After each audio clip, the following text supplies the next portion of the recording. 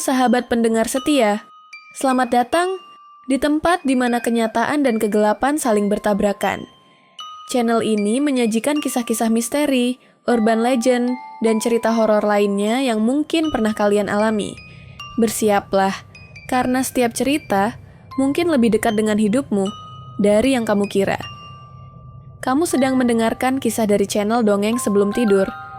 Di kesempatan ini, gue akan bawakan sebuah dongeng sebelum tidur dengan judul Dongeng Horor, Pendakian, Petaka Jimat.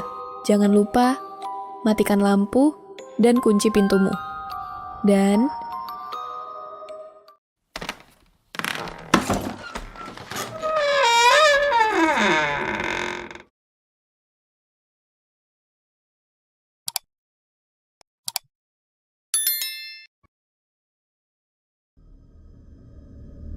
Kamis itu, langit di sebuah desa di Jawa Barat tampak mendung saat Raihan menerima pesan WhatsApp dari temannya.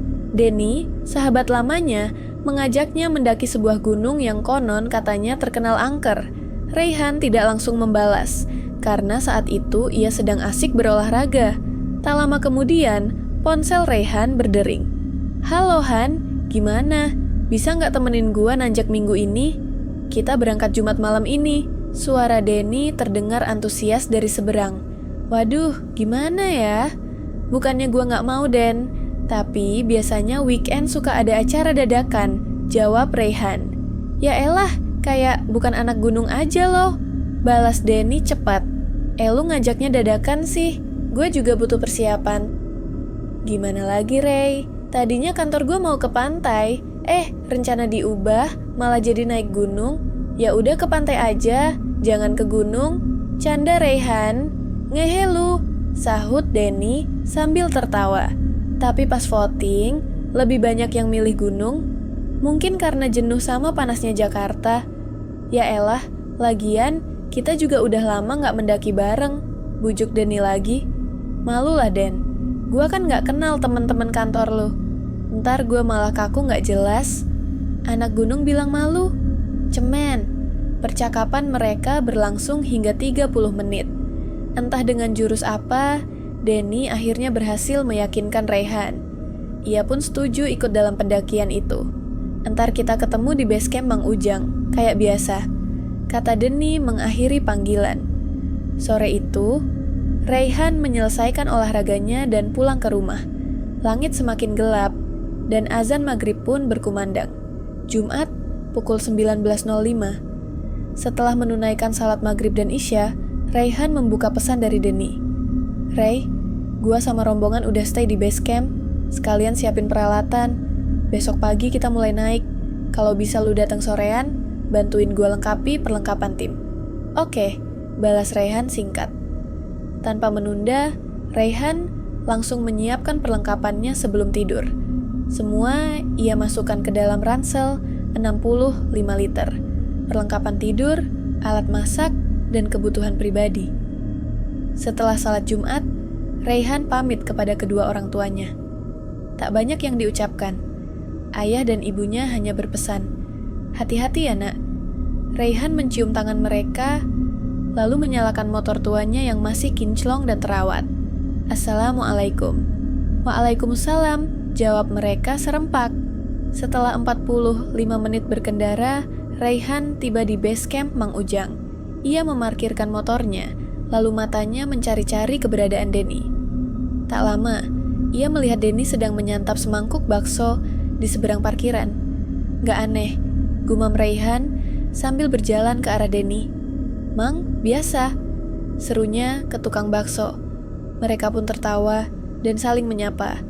Seperti biasa, Raihan melahap 3 mangkuk, sementara Denny hanya 2. Meski hobi makan, tubuh Raihan tetap ideal berkat olahraga. Sedangkan Denny, yang lebih gempal dan berambut ikal, lebih santai soal bentuk tubuh. Denny lalu memperkenalkan Raihan pada teman-teman kantornya. Total pendaki ada 13 orang, termasuk Raihan. Mayoritas cewek. Salah satu dari mereka adalah Dina, atasan Denny, yang ternyata adalah orang yang mengganti rencana liburan ke pantai jadi mendaki gunung. Parasnya cantik, tinggi, dan dari penampilannya terlihat berpengalaman.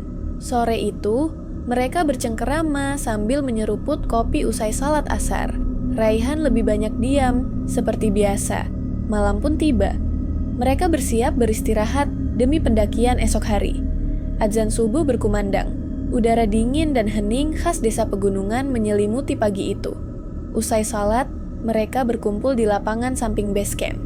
13 orang dibagi 2 tim. Tim 1 dipimpin Handi. Handi, Reki Echa, Mirna Rafli, Arini Riri. Tim 2 dipimpin Denny. Denny Raihan, Dina Joyaya. Ira Denny sebenarnya ingin Raihan yang jadi pemimpin, tapi Raihan menolak. Akhirnya Denny tetap memimpin tim 2. Mereka juga membagi HT, Handi Talki. Masing-masing leader satu dipegang Raihan, satu lagi oleh Rafli. Handi memberi arahan singkat, Denny memimpin doa. Setelah itu, tim 1 berangkat lebih dulu. Tim 2 tertunda karena Yaya pamit ke toilet. Perjalanan dimulai Yaya berjalan kelima di barisan tim 2. Ia tampak gusar. Saat kembali dari toilet, ia berbisik ke Dina. "Kak, tadi pas di WC, aku baru sadar. Aku haid." "Ya ampun, kuat nggak buat lanjut?" tanya Dina. "Kuat sih, cuma takut. Katanya, kalau haid bisa kena gangguan mistis." "Coba bilang Denny deh," saran Dina.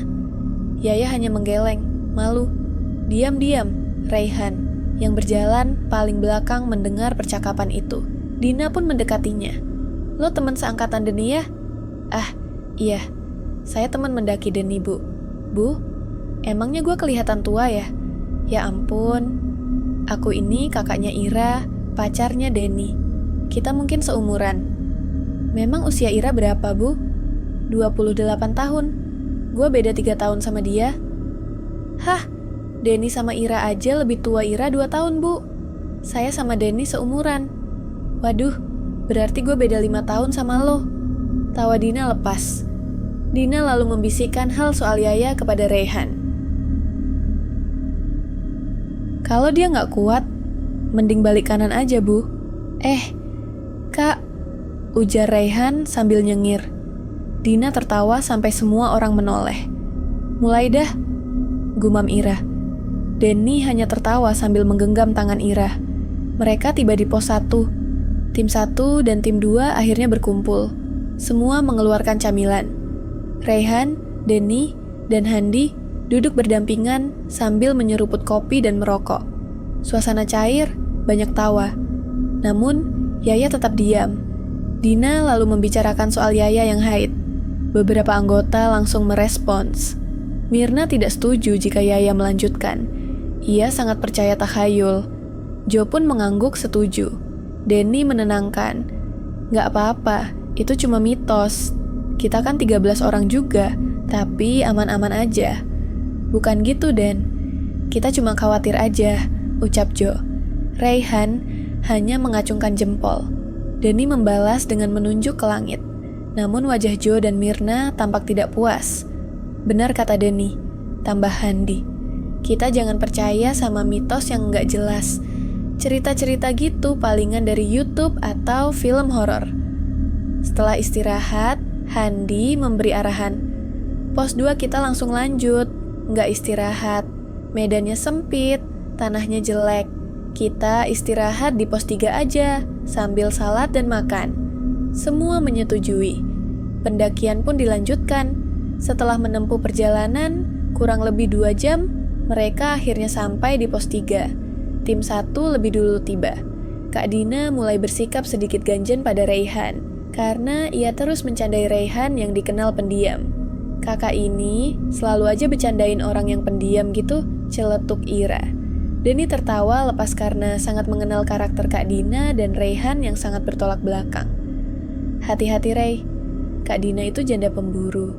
Doyannya sama orang pendiam kayak lu," seru Handi. Semua tertawa. Namun hanya Handi, Ira, dan Denny saja yang berani tertawa lepas.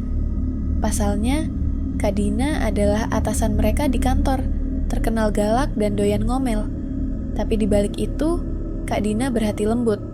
Ia seorang janda yang belum memiliki keturunan hingga sekarang. "Awas aja lu ya, Hen. Balik Jakarta, lu dapat surat cinta dari gua. ancam Kak Dina. Semua orang tertawa terbahak-bahak. Surat cinta yang dimaksud adalah surat SP alias surat peringatan. Jangan gitu dong Kak, anak dan istriku sebentar lagi masuk sekolah, rengek Handi. Istri lu sekolah juga? Seru Kak Dina. Maksudnya anakku yang tahun ini masuk sekolah. Emaknya mah kagak. Jelas Handi polos. Tawa pun makin pecah. Raihan hanya tersenyum malu ketika Kak Dina menggoda dengan mengangkat satu alis sambil menatapnya. Sementara itu, Jo dan Mirna saling berbisik. Mereka kini berhenti membahas masalah haid seperti sebelumnya. Entah apa yang membuat mereka berhenti berargumen, tapi suasana pendakian mulai terasa lebih tenang. Meski begitu, tanpa disadari, ada bayang-bayang samar seperti mengintai tim mereka dari kejauhan. Entah siapa atau apa, namun tak satu pun dari mereka menyadarinya. Setelah melaksanakan salat dan makan siang, rombongan kembali melanjutkan perjalanan. Namun tidak semua anggota tim ikut melaksanakan salat. Yaya, Jo, Mirna, Ira, dan Kak Dina tampak tidak ikut. Padahal saat mengisi data di pos Simaksi, mereka semua menulis beragama Islam. Denny menyuruh Ira untuk menjamak salat zuhur dan asyar. Namun, Ira sedikit ngeyel dan menolak. "Lu nggak salat, Jo?" tanya Kak Dina. "Jo lagi haid, Kak," timpal Ira cepat. Yang lain tertawa, kecuali Denny, Handi, dan Raihan yang hanya tersenyum biasa. Tapi dari ekspresi wajah Mirna dan Jo, mereka tampak sedikit tersinggung. "Bercanda gua, jangan diambil hati, jelas Kak Dina." Denny mencubit Ira pelan sebagai peringatan atas candaannya terhadap Jo. Pendakian pun dilanjutkan menuju pos 5. Pos 4 tidak memungkinkan untuk istirahat. Ditambah lagi jalurnya cukup curam dan akan menguras tenaga. Kita lanjutkan ke pos 5 langsung, agar kita tiba di area camp sebelum gelap. Target kita, sebelum langit gelap semua sudah mendirikan tenda dan menyiapkan makanan untuk makan malam. Habis itu kita rebahan, instruksi Handi. Semua menyetujui. Tim 1 berangkat lebih dulu, sedangkan tim 2 masih berkemas untuk melanjutkan perjalanan. Langit mulai gelap, bukan karena hari menjelang malam, tapi karena cahaya matahari tertutup awan tebal yang hitam. Kabut mulai turun, udara dingin khas pegunungan pun mulai menusuk kulit. Mereka terus mendaki perlahan, langkah demi langkah, sambil sesekali menyapa pendaki lain yang berpapasan. Jalur pendakian cukup padat karena memang sedang ramai pengunjung. Mereka harus bergegas mengejar waktu agar tidak terjebak kemacetan menuju area camp. Raut wajah Jo dan Mirna sudah tidak sekeras tadi saat di pos 3. Suasana kembali cair, dan keduanya mulai bercanda lagi sepanjang trek. Di tengah pendakian, Kak Dina sempat terperosok, dan tanpa sengaja menabrak Raihan yang tepat berada di belakangnya. Tubuh Raihan tertindih oleh badan Kak Dina. Tangan Raihan sedikit terkilir karena berusaha memegang akar untuk menyelamatkan Dina, dan rusuk kirinya memar karena terbentur batu. Beruntung Kak Dina tidak mengalami cedera. Akibat insiden tersebut, pendakian mereka sedikit terhambat. Kak Dina yang merasa bersalah, tak tega membiarkan Raihan berjalan tertatih-tatih sendirian. Ia memutuskan menemani Raihan, meski mereka akhirnya tertinggal cukup jauh dari rombongan tim 2. "Lo aman ya, Ray? Ditemenin Kak Dina. Gua sama yang lain lanjut jalan," ucap Denny melalui HT. "Emang Raihan kenapa?" tanya Handi. "Gak apa-apa, cuma kecapekan aja kok," jawab Raihan. "Kalian lanjut aja, dari sini ke pos 5 masih agak jauh. Takut keburu hujan. Lagian tenda juga ada di carrier lu kan, Den?" terang Raihan. "Gua ini lagi lanjut jalan sama Budina. Soalnya logistik tim ada di gua semua. Tapi gua aman," tambahnya. Dari balik HT, terdengar suara Kak Dina mengomel karena Raihan memanggilnya Bu. Kata itu memang cukup tabu di telinganya. Sebagai balasan, Kak Dina mengacak-acak rambut Raihan karena gemas. Hubungan mereka kini tampak lebih akrab. Hujan mulai turun. Sementara itu, tim 1 sudah hampir sampai di area camp. Waktu menunjukkan pukul 16.15, namun suasananya sudah seperti maghrib. Handi segera menginstruksikan agar semua mengenakan jas hujan. Di tim 1, Riri dan Arini memperhatikan gerak-gerik Mirna saat ia mengambil jas hujan dari kompartemen tas. Saat itu, sebuah benda asing terjatuh dari tas Mirna. Benda kecil berwarna hitam, sebesar korek api, berbentuk seperti keris mini. Mirna tampak kaget dan buru-buru memasukkan benda itu ke saku celananya. Ia mengira tak ada yang melihat, padahal Riri dan Arini memperhatikan semuanya dengan jelas. Karena mendung dan kabut semakin tebal, mereka menyalakan headlamp sebagai penerangan. Namun komunikasi HT mulai terganggu. Sinyal terhambat oleh cuaca dan kabut tebal. Denny, Handi, dan Rafli mencoba memanggil Raihan, tapi tidak mendapat jawaban. Mereka mulai cemas, meski Denny menenangkan mereka. Raihan itu pendaki berpengalaman. Navigasi dan pengambilan keputusannya bagus, ujar Denny meyakinkan. Ira mulai khawatir pada Kak Dina yang tertinggal bersama Raihan, tapi Denny menenangkan. Mereka nggak jauh dari pos 4. Kemungkinan besar mereka berteduh di shelter. Di sana banyak tenda pedagang juga. Tim 1 mulai gusar. Handi merasa ada yang aneh. Bulu kuduknya meremang. Ia minta izin break sebentar untuk buang air kecil, menyelinap ke semak di luar jalur. Tapi karena gelap, ia lupa membaca doa, dan tanpa sengaja buang air kecil di antara lubang pepohonan yang mencurigakan. Tak lama, ia kembali dan menceritakan hal aneh yang ia rasakan. Tapi, tak terlalu ia hiraukan. Mereka pun lanjut menuju campsite. Sementara itu, dari belakang, Riri dan Arini terus memperhatikan Mirna, yang kini tampak semakin gelisah sejak insiden jatuhnya benda asing itu. "Ayo Bu, Kak, kita lanjut," ajak Raihan. Kak Dina memukul pelan bahu Raihan karena ia masih saja memanggilnya Bu. Meski begitu, ada rasa khawatir di wajahnya. "Lo yakin mau lanjut, Ray? Cuaca gini, terus kondisi lo juga masih cedera. Di depan ada pos 4. Kita bisa istirahat di sana. Kalau memungkinkan, kita lanjut ke pos 5, jawab Raihan. Kak Dina setuju. Ia mengapit Raihan dari belakang. Meski berusaha tak terlalu dekat karena Raihan terlihat canggung. Ia tak ingin dianggap manja. Saat berjalan, Raihan membuka carrier-nya dan tampak mencari sesuatu. "Cari apaan sih?" tanya Kak Dina. "Headlamp," jawab Raihan singkat. Akhirnya, ia menemukan headlamp-nya dan memakainya. Tapi sial, tak lama setelah berjalan, headlamp itu mendadak mati. Konslet terkena air hujan yang mulai deras. Kak Dina pun berinisiatif mengeluarkan headlamp miliknya. Tapi sayangnya, ia lupa mengganti baterai sebelum pendakian. Wajahnya pun langsung menunjukkan ekspresi kecewa. "Gue lupa nggak ganti baterainya," ucapnya pelan. Langit kini gelap pekat. Raihan mencoba menghubungi Denny, Rafli, dan Handi melalui HT, tapi tak ada jawaban. Dalam kebingungan, mereka melanjutkan pendakian menggunakan lampu senter dari HT. Kak Dina berjalan di depan, memegangi lampu senter sambil sesekali menengok ke belakang, memastikan Raihan masih mengikutinya. Namun setelah berjalan cukup lama, Raihan mulai merasa ada yang aneh dengan jalur yang mereka lewati.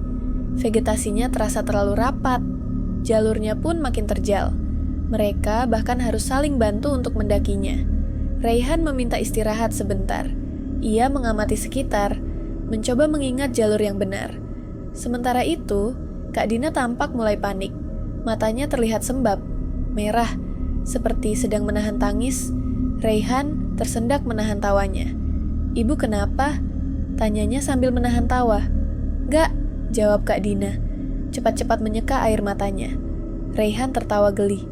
"Tenang Kak, kita cuma keluar jalur dikit kok," ucapnya menenangkan. "Tuh kan bener," rengek Kak Dina sambil terduduk lemas di tengah jalur. "Biar aku yang di depan. Kakak jalan di belakang aku ya. Kita ini ada di jalur pendakian lama," bujuk Raihan. Tapi Kak Dina menggeleng cepat. Ia tak mau berjalan di belakang. "Takut. Kita jalan bareng aja," pintanya. Raihan mengangguk setuju. Mereka pun melanjutkan langkah. Kak Dina menggenggam tangan Raihan erat karena hanya ada satu sumber cahaya. Meski kondisi makin mencekam, Raihan tetap tenang. Ia sudah sering melewati jalur alternatif ini jika jalur utama macet. Di tengah hujan deras dan dingin yang menusuk, Kak Dina mendesak ingin buang air kecil. Raihan bingung, situasinya genting, tapi ini kebutuhan mendesak. Ia pun mengawal Kak Dina ke sisi jalur, membalikkan badan menjaga privasi. Konyol memang, tapi tak ada pilihan lain. Permisi ya, aku ikut kencing, ucap Kak Dina pelan. Raihan langsung menegur, jangan bilang begitu Kak, itu bukan adabnya. Kak Dina menoleh, bingung. Loh, kenapa? Kita kan nggak sendiri di sini. Ada yang nggak kelihatan juga kan? Iya, aku tahu. Tapi adabnya bukan gitu. Kalau di hutan, jangan buang air di lubang, goa, atau tengah jalur. Cukup baca doa masuk WC. Insya Allah aman, terang Raihan. Oh, gitu ya? Kak Dina mengangguk, mulai memahami. Setelah selesai, mereka kembali melanjutkan pendakian. Sementara itu, Denny dan Ira mulai gusar karena Raihan tidak bisa dihubungi. Tim pertama sudah tiba di campsite dan mulai mendirikan tenda. Tak lama, tim kedua pun tiba. Mereka segera berdiskusi, apakah Handi dan Denny perlu menyusul Raihan dan Kak Dina? Teman-teman yang lain mulai mengganti pakaian basah mereka di dalam tenda. Sementara itu, Handi dan Denny masih berembuk. Oke, kita tunggu sampai jam 17.30. Kalau belum sampai juga, kita susul, tegas Denny. Handi mengangguk setuju. Sementara Aira semakin gelisah. Tiba-tiba, suara HT menyala. Tim 1, tim 2. Ray, posisi lu di mana? Ganti, sahut Denny cepat. Gua sama Budina udah deket camp area, jawab Raihan di seberang.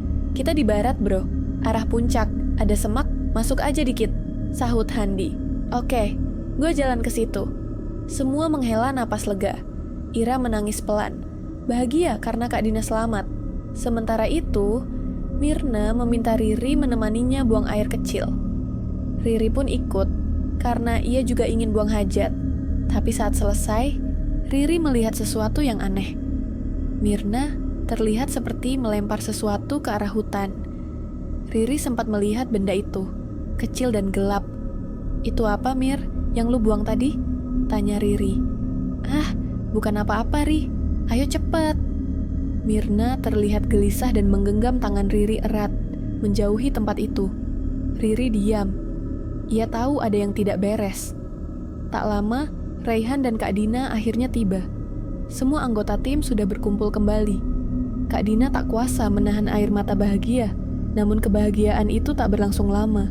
Angin kencang tiba-tiba menerpa, menggoyangkan pepohonan di sekitar mereka. Cuaca mulai memburuk, ujar Raihan waspada. Kita harus keluar, periksa pohon-pohon di sekitar. Takutnya ada yang rapuh, tambah Denny. Handi mengenakan mantel hujan dan headlamp, lalu keluar bersama Denny dan Raihan memeriksa area sekitar. Insya Allah aman, seru Raihan. Kita cukup jauh dari pohon besar. Untungnya kita dirikan tenda di area terbuka, ujar Handi. Setelah memastikan, mereka kembali ke tenda dan berganti pakaian kering. Para wanita mulai memasak makan malam, sementara para lelaki berjaga dan berdiskusi. Kalau cuacanya makin parah, kita pindah ke camp timur, usul Raihan. Setuju, ujar Denny. Di sana ada shelter emergency kan? Tanya Handi. Mungkin udah penuh sama pendaki lain, jawab Denny. Kita tunggu sampai jam 8 atau 9. Kalau nggak reda juga, kita cabut, kata Handi. Waktu menunjukkan pukul 18.10. Sudah masuk waktu maghrib. Raihan keluar tenda sambil mengenakan mantel hujan. Mau kemana? Tanya Kak Dina, cemas. Denny tersenyum kecil. Nggak apa-apa, santai aja. Tak lama kemudian, terdengar lantunan azan dari tengah hujan deras dan kilatan petir, lantang dan merdu. Suara Raihan menggema di tengah badai. Semua yang mendengar terdiam dan merinding. Denny menjelaskan, ini sunnah. Dianjurkan azan di tempat tinggi kalau masuk waktu sholat. Karena tak memungkinkan untuk sholat di luar, mereka pun sholat bergantian di dalam tenda. Sementara itu, Yaya yang sedang haid tertidur lelap karena kelelahan. Malam semakin larut. Raihan terbangun dari tidurnya yang singkat. Rasa sakit di tangan yang terkilir dan memar di rusuknya makin terasa. Tubuhnya sulit digerakkan. Hujan belum juga reda, petir menyambar-nyambar, dan deru angin terus menerpa tenda mereka. "Ray, lu udah jamak sholatnya kan?" tanya Denny dari dalam tenda. "Iya, Den," jawab Rayhan sambil menghela napas. "Tadi gue mimpi, tapi rasanya nyata banget. Kejadiannya persis kayak sekarang, kita semua lagi istirahat. Tapi dalam mimpi itu, ada sosok yang perhatiin rombongan kita dari balik pohon, tepat di belakang tenda anak-anak cewek. Gue kebangun, terus gue lihat keluar, dan ternyata pohonnya beneran ada. Sama persis kayak di mimpi, terang Rayhan." Denny terdiam sejenak, lalu menanggapi dengan serius. Mudah-mudahan itu bukan dari kalangan mereka yang kafir. Tiba-tiba, suara teriakan memecah malam. Yaya terbangun dan menjerit histeris. Di hadapannya, Myrna tampak kehilangan kesadaran. Tubuhnya mengejang, matanya terbelalak. Kak Dina dan Ira, yang sedang beristirahat di tenda, samping sontak terkejut mendengar jeritan itu.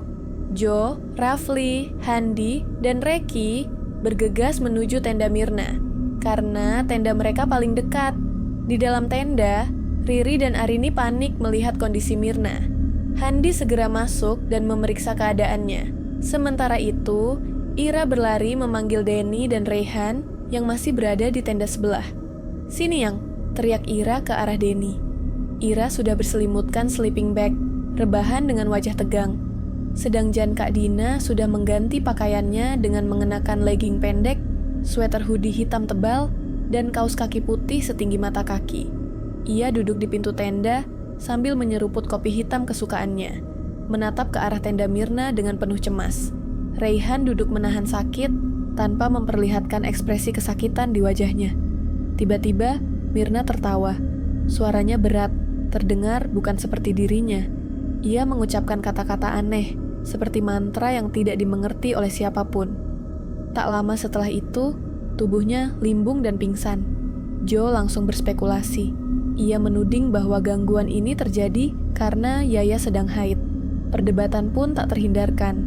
"Gue yakin ini gara-gara Yaya. Dia lagi haid dan kita jumlahnya ganjil. Itu bisa ngundang jin," tuduh Joe. "Apaan sih, Joe? Jin gak ada hubungannya sama jumlah pendaki ganjil atau cewek haid," bantah Denny dengan nada tinggi. "Lu gak pernah dengar dari pendaki-pendaki lain?" balas Joe sama tingginya. "Dengar dari mana? Dari film horor? Dari konten YouTube? Aneh loh, gampang banget percaya sama hal kayak gitu. Kita hidup di dunia nyata, Jo. Jangan halu," balas Denny makin tajam. Rayhan dan Handi segera melerai. Handi menenangkan keduanya, berusaha mendinginkan suasana. Di tengah ketegangan itu, Riri angkat bicara. Ia menceritakan saat menemani Myrna buang air kecil. Menurutnya, Myrna sempat melemparkan sesuatu ke arah hutan di belakang tenda. Riri juga mengingat kejadian saat pendakian.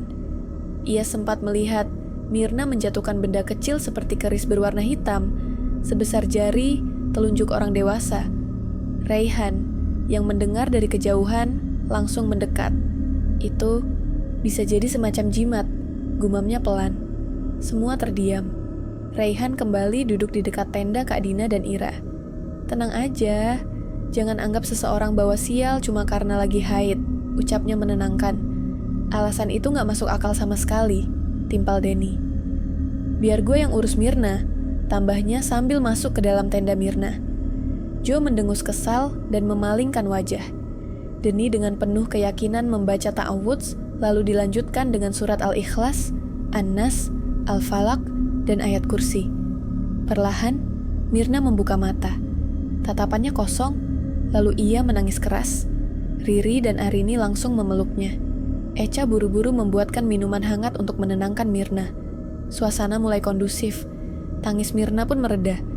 Riri bertanya perlahan, "Mir, itu benda yang kamu buang tadi, apa sih sebenarnya?" Myrna menghela napas dalam. "Itu jimat. Dikasih pacarku buat jaga-jaga. Sebenarnya aku nolak bawa, tapi dia masukin diam-diam ke dalam carrier. Aku baru tahu waktu mau ambil jas hujan. benda itu jatuh. Aku panik, nggak tahu harus ngapain. Akhirnya, aku pura-pura minta temenin pipis, lalu aku buang itu ke hutan. Henning, terus kita harus gimana sekarang? Tanya Jo, masih dengan nada kesal. Cuaca belum reda, keadaan kita juga... Tenang aja, jawab Raihan. Kita doa aja, semoga gak terjadi hal buruk yang gak kita harapkan. Kita perlu istirahat, tambah Handi. Kalau ada yang mau rebahan, silakan. Yang mau standby juga boleh. Suasana mulai tenang. Mirna masih terisak, berkata lirih. Tadi waktu aku tidur, aku mimpi. Ada sosok aneh ngejar aku. Persis kayak kondisi kita sekarang. Tapi waktu aku kebangun, aku udah dikerumuni kalian semua. Sudah, kita istirahat sekarang. Sambil menunggu cuaca membaik, kita berdoa, tegas Handi. Semua setuju. Mereka masuk ke dalam tenda masing-masing. Namun, Kak Dina memilih untuk tetap terjaga. Ia termenung, memikirkan insiden tadi. Sementara itu, Ira hanya tiduran di dekat Kak Dina sambil memainkan HP-nya. Kak Dina memeluk kedua lututnya. Matanya kosong menatap tanah. Hatinya berat memikirkan nasib teman-teman sekantornya, terutama Mirna dan Yaya, yang sepertinya mentalnya mulai goyah setelah kejadian ini. Apalagi, dirinya lah yang mengusulkan untuk mengubah rencana liburan menjadi naik gunung. Rasa bersalah mulai menyelimuti pikirannya. Cuaca mulai membaik. Menjelang kantuknya, Ira merasa ingin buang air kecil. Ia menengok ke samping dan melihat kakaknya masih duduk di posisi yang sama. "Kak, pengen pipis," bisik Ira pelan. "Ya udah, ayo. Kakak juga," jawab Kak Dina. Ira memperhatikan wajah Kak Dina yang terlihat sembab, seperti habis menangis. "Kak Dina kenapa?" tanyanya pelan. "Enggak, kakak enggak apa-apa. Cuma kepikiran aja. Niatnya pengen healing, malah jadi begini." Jelas Kak Dina sambil berusaha tersenyum. "Tenang Kak, semoga semuanya baik-baik aja," hibur Ira. Mereka pun mengenakan sepatu dan mengambil headlamp, lalu berjalan masuk ke semak-semak untuk buang air kecil. "Kakak nggak dingin? Pakai legging gitu, malam-malam di gunung?" tanya Ira. "Iya, nanti pas tidur kakak ganti," jawab Kak Dina. Tak ada yang menyadari kalau keduanya keluar dari tenda. Saat sedang menunaikan hajat, Kak Dina berdiri menunggu Ira. Tiba-tiba, ia melihat seseorang seperti sedang mengintip dari balik semak-semak. Spontan, ia mengarahkan senternya ke arah itu. Tampak sosok pria mengenakan mantel hujan dengan rambut acak-acakan. Sekilas, wajahnya mirip Raihan. Karena terkejut, pria itu langsung lari masuk ke dalam rimbunnya hutan. "Woi, ngintip lo ya?" teriak Kak Dina sambil refleks mengejar. Dia benar-benar yakin pria itu adalah Raihan dan ingin memberinya pelajaran. Ira yang ditinggal sendirian sontak panik dan ikut mengejar karena khawatir. "Kak, tunggu," seru Ira. Kak Dina terus mengejar makin dalam ke arah hutan. Ia begitu terbakar emosi sampai-sampai lupa bahwa ia meninggalkan Ira. Di belakang, Ira berusaha menyusul, tapi tersandung akar pohon cantigi. Kakinya terkilir. Ia terjatuh dan menangis sambil berteriak memanggil kakaknya. Sementara itu, Kak Dina mulai kehilangan jejak pria tersebut. Ia kelelahan, tangannya bertumpu pada lutut, napasnya terengah-engah. Tiba-tiba, dari balik pepohonan, terdengar suara seperti plastik bergesekan dengan batang pohon. Kak Dina menoleh cepat, jantungnya berdegup kencang. Ia sadar sudah terlalu jauh dan tak tahu jalan kembali. Dengan napas memburu dan lutut gemetar, Kak Dina perlahan mendekati sumber suara. Ia menyorotkan senternya, jantungnya seperti mau meledak. Tiba-tiba, seekor babi hutan besar menerobos semak dan berlari menjauh. Kak Dina terkejut bukan main, sampai menjatuhkan senternya. Ia terduduk lemas. Dengan napas yang belum teratur, ia berusaha menggapai senter yang terjatuh. Tapi saat ia menyorot ke depan, pandangannya tiba-tiba mengabur. Semuanya gelap. Sesaat sebelum kehilangan kesadaran, ia melihat sesosok pria berdiri tepat di depannya. Tubuhnya kurus kering, seperti tengkorak hidup. Matanya besar melotot, rambutnya rontok dan acak-acakan. Pakaiannya compang-camping, tubuhnya seperti hanya kulit yang menempel pada tulang. Kulitnya kotor, penuh lumpur, dan dari bibirnya menetes liur menjijikan. Lalu, semuanya gelap. Ira berteriak histeris, memanggil nama Kak Dina, sambil merintih kesakitan dan meminta tolong. Suaranya menggema ke seluruh penjuru hutan. Dari dalam tenda, orang pertama yang mendengar teriakan itu adalah Raihan. Ia sontak terbangun. Ia sangat mengenal suara itu. Dengan cepat, Raihan keluar dari tendanya dan terkejut melihat tenda di seberangnya kosong. Tidak ada Kak Dina maupun Ira. Panik, ia segera mengambil senter dan HT, lalu membangunkan Denny.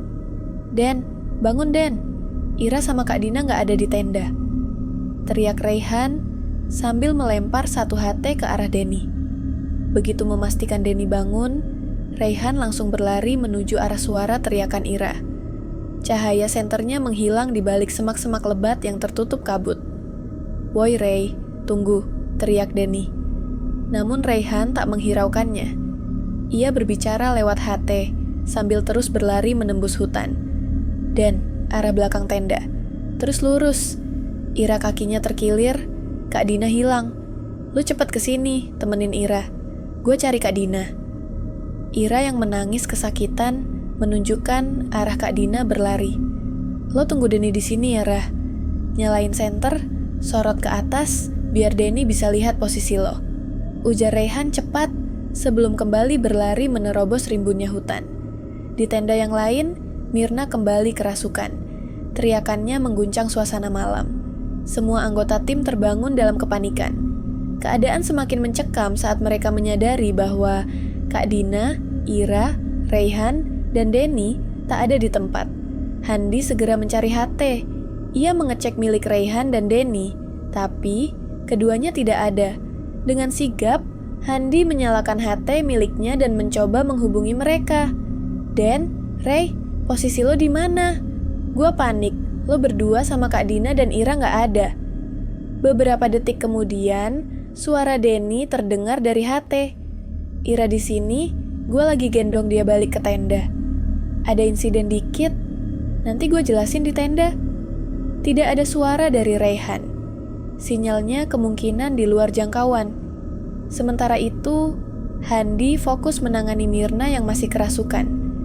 Para wanita di tenda tak kuasa menahan tangis, panik, dan takut melihat kondisi Mirna. Tak lama, Denny dan Ira sampai di tenda.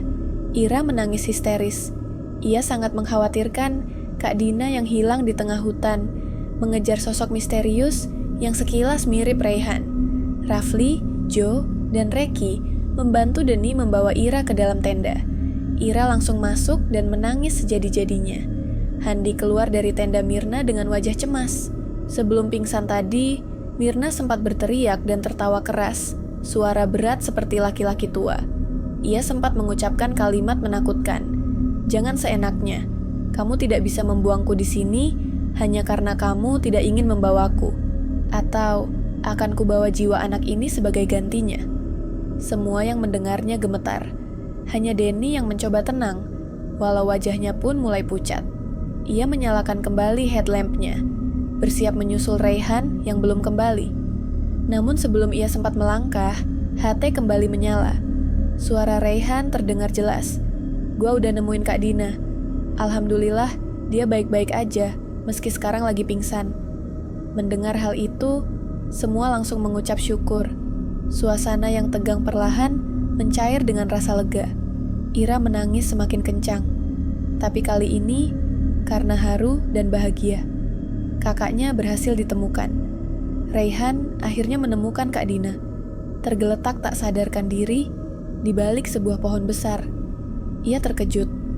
Kak Dina ternyata sudah tak jauh dari tempatnya berdiri, hanya tertutupi rimbunnya semak dan gelapnya malam. Pencarian itu memang tidak mudah. Dengan hanya mengenakan hoodie hitam dan legging pendek sepaha, Kak Dina nyaris tak terlihat di tengah gelap pekat. Untungnya, Raihan mengenali kaos kaki putih yang menyembul sedikit di atas sepatu Kak Dina. ciri khas yang langsung menarik perhatiannya. Raihan segera berlutut di sisi Kak Dina, mencoba membangunkannya. "Kak Dina, bangun, Kak Dina," panggilnya sambil menepuk-nepuk pelan pipi Dina. Namun, tak ada respons. Raihan sempat merasa serba salah. Pakaian Kak Dina yang minim membuatnya canggung. Tapi dinginnya malam dan kondisi tak sadar itu membuat Raihan segera mengambil keputusan. Ia melepas jaketnya dan menutupi bagian paha Kak Dina, lalu mengangkat tubuhnya ke punggung. Langkah demi langkah, ia telusuri jalur menurun yang cukup curam dan licin. Cahaya headlampnya redup, hanya cukup menerangi 1-2 meter ke depan. Ini ibu-ibu berat juga ternyata. Gerutunya pelan. Tanpa ia sadari, Kak Dina sudah siuman. Ia mendengar gerutuan Raihan dan perlahan melingkarkan tangannya ke leher Raihan, lalu mencengkeramnya ringan. Raihan kaget dan langsung batuk. "Dasar, tapi makasih ya Ray," bisik Kak Dina lirih, suaranya bergetar, diiringi tangis haru. Degup jantung Raihan semakin tak karuan. Tapi momen itu hanya sekejap. Tiba-tiba, sebuah geraman terdengar dari balik semak. Langkah Raihan terhenti. Kak Dina langsung mengeratkan pelukannya dari belakang, karena Kak Dina ketakutan. Tangis lirihnya terdengar jelas di telinga Raihan. Raihan memutar badannya, menatap ke arah sumber suara. "Gak usah nakut-nakutin kayak gitu. Kalau berani, sini muncul aja jadi makhluk nyata. Kita berantem," ancam Raihan tegas. Dengan sigap, ia menurunkan Kak Dina dari punggungnya. Kak Dina mundur perlahan, sambil mengintip ketakutan dari balik punggung Raihan. "Ayo, tunjukkan diri lo," seru Raihan sambil memasang kuda-kuda dengan sigap. Tangannya perlahan mencabut sebilah pisau gunung dari saku celananya. Pisau itu biasa ia gunakan untuk keperluan logistik, memasak, memotong ranting, atau membuat pasak. Tapi malam ini, fungsinya berubah. Perlahan, dari balik semak, sesosok makhluk menyeruak keluar. Wujudnya menjijikkan, tidak menyerupai manusia, juga bukan binatang. Astagfirullah, menjijikkan banget, gumam Raihan dengan wajah tegang. Kak Dina menjerit histeris, jeritannya menggema hingga terdengar oleh teman-teman yang berada di tenda. Padahal jaraknya cukup jauh. Sampai-sampai Raihan pun menutup telinganya. "Ini cewek teriaknya kencang amat sih," batin Raihan. Raihan lengah. Seketika makhluk itu meloncat cepat ke arah Raihan, menyerang tanpa aba-aba. Refleks, Raihan menyabetkan pisaunya. Makhluk itu mundur, menghindar dengan gerakan yang cukup lincah. Lalu, ia meraung keras ke arah Raihan dan Kak Dina. Raihan melirik ke bawah. Ada sebuah batu sebesar kepalan tangan tepat di samping kakinya. Ia memungutnya cepat, lalu melemparkannya sambil mengucap, "Bismillah." Lemparan itu nyaris mengenai makhluk tersebut. Makhluk itu menghindar dengan lompatan cepat dan kabur ke dalam kegelapan hutan. Raihan berdiri waspada, sementara Kak Dina menangis sambil berdoa pelan, dan suara hembusan angin kembali mendominasi sunyi malam yang mencekam. Kak Dina terhuyung lemas. Lututnya gemetar, tubuhnya masih diselimuti rasa takut yang belum hilang. Raihan pun tak jauh berbeda. Kakinya seperti mati rasa, tak bisa digerakkan. Ia terduduk lemas di samping Kak Dina. Raihan mengangkat wajah ke langit, lalu mengucap syukur. "Alhamdulillah, makhluk itu kabur juga," ucapnya lirih. Tiba-tiba, suara rengakan memecah keheningan. "Ayo cepet, gendong aku lagi balik ke tenda. Aku takut," rengek Kak Dina sambil memeluk tubuhnya sendiri. "Aku?" sahut Raihan, menoleh dengan senyum mengejek. Kak Dina tersipu, lalu mencubit lengan Raihan pelan. "Ayo cepetaan," ucapnya manja. Raihan tertawa lesu. "Aku juga lemes, Kak. Lututku gemeteran, abis lihat sosok tadi." "Oh, lu juga takut toh?" ejek Kak Dina sambil menyeringai. "Terus kenapa tadi sok-sokan nantangin makhluk itu segala?" Raihan mengangkat bahu dengan ekspresi menyebalkan. "Kalau bukan gitu, kita mau pingsan berdua di tengah hutan, Kak." Kak Dina tertawa, lalu mengacak-acak rambut Raihan sambil menahan geli. Namun tiba-tiba, Raihan terdiam, dan tubuhnya limbung ke samping. "Ray, bangun Ray!" Panik Kak Dina sambil menepuk pipi Raihan. Tak lama kemudian, suara langkah tergesa terdengar. Denny, Joe, dan Reki muncul dari balik semak. Mereka langsung membantu. Denny memapah Raihan yang mulai siuman, berjalan pelan menuju tenda. Sementara Kak Dina menyusul di belakang dengan langkah ringan dan wajah lega. Seluruh rombongan akhirnya berkumpul kembali. Raihan yang sudah duduk bersandar di dalam tenda menyarankan agar mereka mencari benda misterius yang sempat dibuang oleh Myrna. Lebih baik kita cari dan bakar benda itu. Baca ayat kursi, Al-Falaq, An-Nas, dan Al-Ikhlas juga. Siapa tahu itu sumber gangguannya, ujar Raihan. Riri mengangguk lalu berkata, "Aku tahu, benda itu dibuang gak jauh dari belakang tenda Kak Dina dan Ira." Tanpa menunggu lama, para laki-laki segera menyisir semak-semak di sekitar area yang dimaksud. Dengan bantuan headlamp, akhirnya benda itu ditemukan oleh Reki. Ia membawanya kembali ke tenda. Bentuknya kecil, tapi aneh. Sejenis jimat dari tembaga yang sudah kusam dan berbau menyengat. Denny segera mengambil wudhu, lalu membacakan surat-surat Al-Quran yang disarankan Raihan. Mereka awalnya ingin membakar benda itu, tapi karena materialnya dari logam, Handi akhirnya memutuskan untuk mematahkan dan memasukkannya ke dalam kantung sampah khusus. Azan subuh berkumandang dari alat portable speaker milik Handi. Suasana tiba-tiba berubah tenang. Mereka semua berwudu dengan air yang tersisa dan menunaikan sholat subuh secara berjamaah, hening, damai. Setelah sholat selesai, rombongan mulai bersiap untuk summit attack, pendakian menuju puncak. Namun, tidak semua ikut. Raihan, Kak Dina, Denny, dan Ira memilih tinggal di tenda. Mereka semua sudah pernah mendaki ke puncak gunung ini sebelumnya. Handi, sebagai pemandu, memimpin rombongan lain yang masih semangat menapaki jalur terjal menuju puncak. Sementara keempat, orang lainnya berjaga di tenda, menanti pagi dengan lebih tenang, dan penuh rasa syukur karena telah melewati malam penuh teror. Sementara rombongan lain mendaki ke puncak, Raihan kembali tertidur pulas di dalam tenda usai salat subuh. Tak lama, suara lembut membangunkannya. "Ray, bangun, sarapan dulu yuk. Kopinya udah jadi," kata Kak Dina sambil mengguncang bahunya pelan. Raihan membuka mata, tersenyum mengantuk. Mereka pun duduk berempat, Raihan, Kak Dina, Denny, dan Ira, menikmati sarapan pagi yang sederhana dengan kopi hangat. Suasana tenang, hangat, penuh canda. Tiba-tiba, Denny membuka percakapan dengan nada menggoda. "Hello Ray, ngaku-ngaku seumuran gua. Dia tuh seusia sama Kak Dina, Kak," serunya. "Dasar lo ya Ray, gua percaya aja tuh kalau lo seumuran sama Denny," sahut Kak Dina, tertawa geli. Raihan menyeringai, mengangkat bahu santai. "Tapi emang kelihatannya seumuran kan, Kak? Malah dari postur, Denny kelihatan lebih tua dari aku," ujarnya sambil cengegesan. Mereka tertawa bersama. Canda tawa pagi itu terasa ringan, seolah meluruhkan semua ketegangan yang semalam menghantui. Setelah sarapan, mereka mulai berkemas, bersiap untuk turun gunung. Raut wajah, semua orang memancarkan kebahagiaan. Bahkan Joe, yang sebelumnya sempat berselisih dengan Yaya, kini sudah meminta maaf, membuat suasana makin hangat dan damai. Setibanya di base camp, keseruan mulai berubah, jadi keheningan pelan-pelan. Momen perpisahan terasa makin dekat. Kak Dina terlihat berbisik kepada Denny.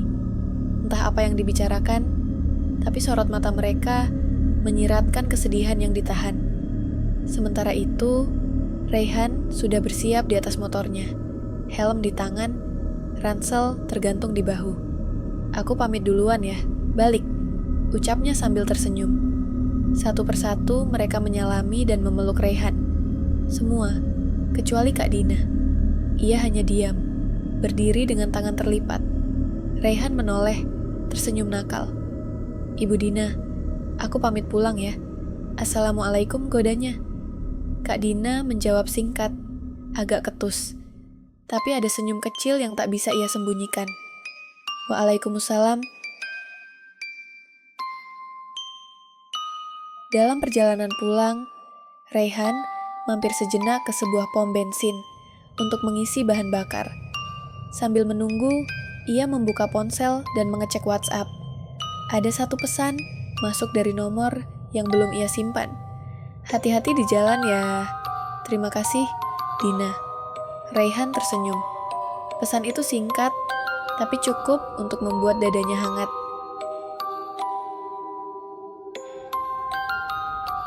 Nah, bagaimana sahabat dongeng sebelum tidur kali ini? Maaf kalau cara saya membacakan cerita ini masih kaku ya. Harap dimaklum, kisah ini ternyata ada nuansa romansnya ya. Semoga bisa menghibur kalian yang mendengarkan. Terima kasih sudah mampir ke channel ini. Barangkali ada yang mau cerita horornya dibacakan, silahkan kirim ke email kami di dongengsebelumtidur15@gmail.com. Tapi perlu diingatkan kembali, saya di sini hanya membacakan cerita fiktif yang dikarang sedemikian mungkin agar terlihat nyata. Sesungguhnya, setan tidak pernah lelah membisikkan ketakutan, dan rasa penasaran hanyalah pintu yang mereka tunggu untuk bisa masuk. Jangan biarkan imajinasi liar menakutimu, apalagi sampai menjadi raja di hatimu. Mereka memang ada tapi tidak terlihat. Makna dari kata hantu adalah sebuah sifat dan khiasan yang artinya mereka adalah makhluk yang nyata, tapi mustahil untuk terlihat kecuali mereka para nabi utusan Allah yang Allah izinkan untuk bisa melihatnya. Ingatlah, syaitan akan selalu mengintai mereka yang lalai, tapi mereka takkan mampu menyentuh hati yang senantiasa terjaga dengan zikir. Bacalah bismillah sebelum menonton, bacalah ayat kursi sebelum tidur, dan jangan pernah tinggalkan sholat, karena ketaatan akan menuntunmu dari kegelapan menuju cahaya. Semoga kisah ini bukan hanya jadi hiburan, tapi juga pengingat bahwa dunia gaib itu nyata, dan hanya dengan iman, kita akan selamat dari tipu daya syaiton. Sampai jumpa di cerita berikutnya. Tetap waspada, dan tetap dalam lindungan Allah Subhanahu wa Ta'ala.